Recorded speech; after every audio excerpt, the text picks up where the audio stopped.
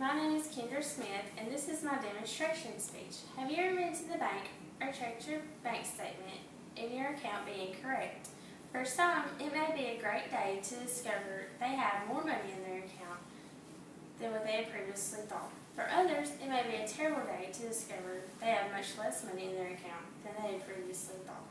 I am later going to demonstrate how to properly keep your checkbook so that none of you have this problem in the future. This is important to keep up with so you do not have any surprises when it comes to your money. Yeah, it would be great to discover you have more money in your account than you had previously thought. But what if you decide to go to the grocery store? You check out with your groceries and slide your debit card.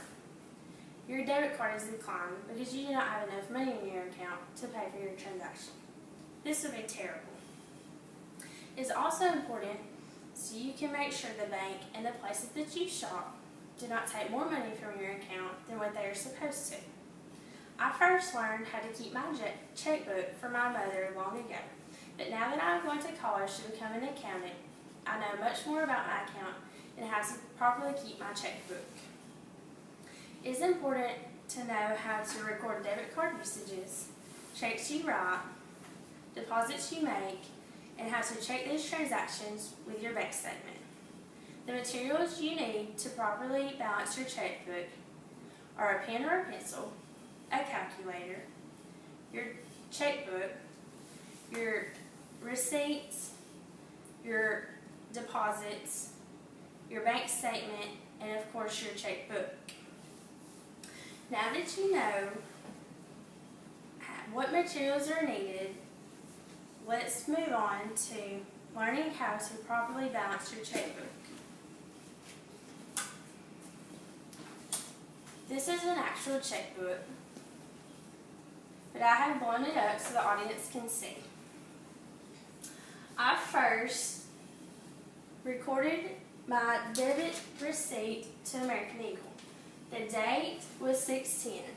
I next done the transaction description, which was American Eagle.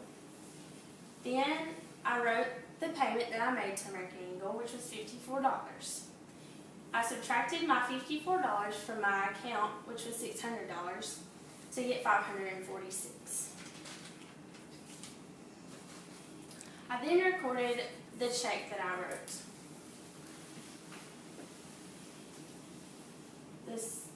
The check number was 1005.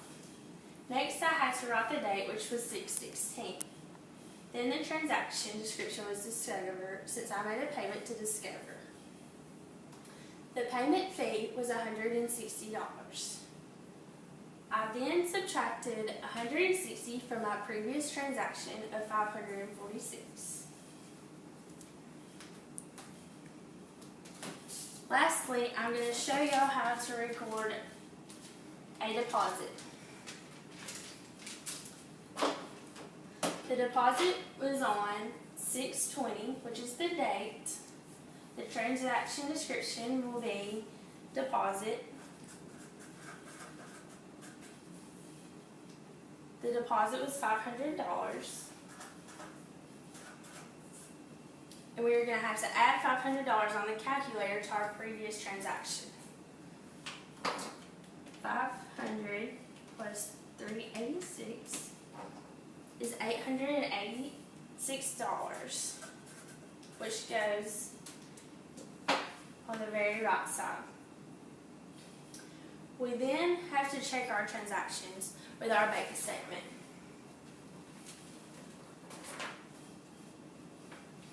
The bank statement and the transaction description and the numbers have to be the same. American Eagle, $54, so that's correct. Discover, $160, that's correct. Your deposit of $500, that's correct. You make a check mark every time they are correct. You also have to make sure that $886 matches your deposit, your bank statement. which is also correct. So you end with a total of $886.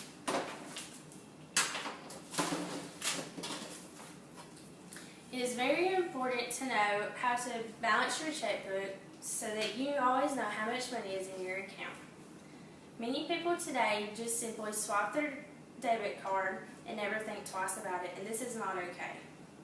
You should always double check yourself when it comes to your money.